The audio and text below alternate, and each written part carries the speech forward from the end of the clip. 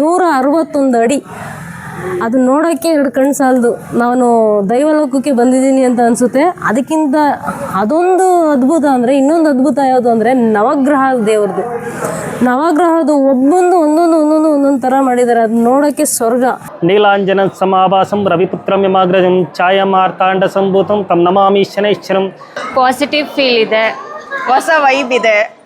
So here full positivity ತುಂಬಿರ್ಲಿ ಅಂತ ಇದು ಮಾಡಿದ್ವಿ. ವ್ರತ ಅಲ್ಲ, ಧನುರ್ಮಾಸ ಸ್ಟಾರ್ಟಿಂಗ್ ಅಲ್ಲ, ಸೊ ನಮ್ದು ಒಂದು ಪೂಜೆ ಇರಲಿ ದೇವರಿಗೆ ಅಂತ ಹೇಳ್ಬಿಟ್ಟು ಅರ್ಪಿಸ್ತಿರೋದಷ್ಟೇ.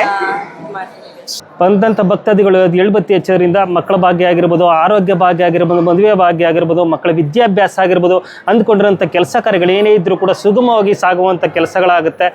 ಇದು ತ್ರಿವೇಣಿ ಸಂಗಮ ಅಂತ ಹೇಳ್ತೀವಿ. ತ್ರಿವೇಣಿ ಸಂಗಮ ಅಂದರೆ 3 ದೇವರು ಹುಟ್ಟಿದಂಥ ಪುಣ್ಯಕ್ಷೇತ್ರ. ಮೊದಲನೇದಾಗಿ ಸ್ವಾಮಿ ಸತ್ಯಶನೇಶ್ವರ, ಎರಡನೇದಾಗಿ ಪಂಚಮುಖಿ ಆಂಜನೇಯ, ಮೂರನೇದಾಗಿ ಉದ್ಭವ ಬಸವಣ್ಣ. ಆ್ಯಕ್ಚುಲಿ ನಾವು ಬಂದಿದ್ದು ಇಲ್ಲಿ ನಮ್ಮ ಕಷ್ಟಗಳನ್ನ ಹೇಳ್ಕೊಳ್ಳೋಣ ಅಂತ. ಆದರೆ ಇಲ್ಲಿ ಗುರುಗಳು ನಮ್ಮ ಕಷ್ಟಗಳನ್ನ ಅವರೇ ಅಂಜನೆ ಹಾಕಿ ನಮ್ಗೆ ಏನೇನು ಕಷ್ಟ ಇದೆ ಅಂತ ಅವರೇ ಹೇಳಿದ್ದಾರೆ. ದಯವಿಟ್ಟು ಈ ಜಾಗಕ್ಕೆ ಬನ್ನಿ. ಇಲ್ಲಿ ಯಾವುದೇ ಥರ ಬೇರೆಯವ್ರ ಥರ ಅಷ್ಟು ಹಂಗೆ ಕೊಡಿ, ಹಿಂಗೆ ಕೊಡಿ, ಹಿಂಗೆ ಶಾಸ್ತ್ರ ಹೇಳ್ತೀವಿ, ಹಿಂಗೆ ಅದೇನೂ ಇಲ್ಲ. ಸ್ನೇಹಿತರೆ, ನಾನಿವತ್ತು ಒಂದು ಭಕ್ತಿ ಪ್ರಧಾನ ಸ್ಥಳಕ್ಕೆ ಬಂದಿದ್ದೀನಿ. ತುಮಕೂರು ಜಿಲ್ಲೆ ಕುಣಗಲ್ಲಿ ತಾಲೂಕಿನಲ್ಲಿರುವಂಥ ಬಿದನಕೆರೆ ಒಂದು ಪ್ರಸಿದ್ಧವಾದಂತಹ ಒಂದು ಧಾರ್ಮಿಕ ಕ್ಷೇತ್ರಕ್ಕೆ ಬಂದಿದ್ದೀನಿ. ಇಲ್ಲಿ ನೋಡ್ಬೋದು ಸಾಕಷ್ಟು ಜನ ಭಕ್ತಾದಿಗಳು ಬೆಳಗ್ಗೆಯಿಂದ ಸಂಜೆವರೆಗೂ ನಿರಂತರವಾಗಿ ಬಂದಿದ್ದಾರೆ. ಇಡೀ ವಿಶ್ವಕ್ಕೊಂದು ಹೆಸರು ಗಳಿಸಿದಂಥದ್ದು ಪಂಚಮುಖಿ: ವರಹ, ಗರುಡ, ಆಂಜನೇಯ, ಉಗ್ರ ನರಸಿಂಹ, ಆಯಗ್ರೀವ. 5 ದೀಪಗಳನ್ನು ಯಾರಂದರೆ ಅಸುರಾವಣ ಸಂಹಾರಕ್ಕಾಗಿ ಆ 5 ದೀಪಗಳನ್ನು ಆರಿಸಿದ್ದೆ. ಅದಲ್ಲಿ ಆ ಅಸುರಾವಣ ಸಾವನ್ನಪ್ತಾ ಇದ್ದಾನೆ. ಹಾಗಾಗಿ ಆ ಆಂಜನೇಯ 5 ಮುಖಗಳನ್ನು ಅವತಾರಗೊಳ್ತಾರೆ, ಆ ಅಸುರನ ಸಂಹಾರವನ್ನು ಮಾಡ್ತಾರೆ.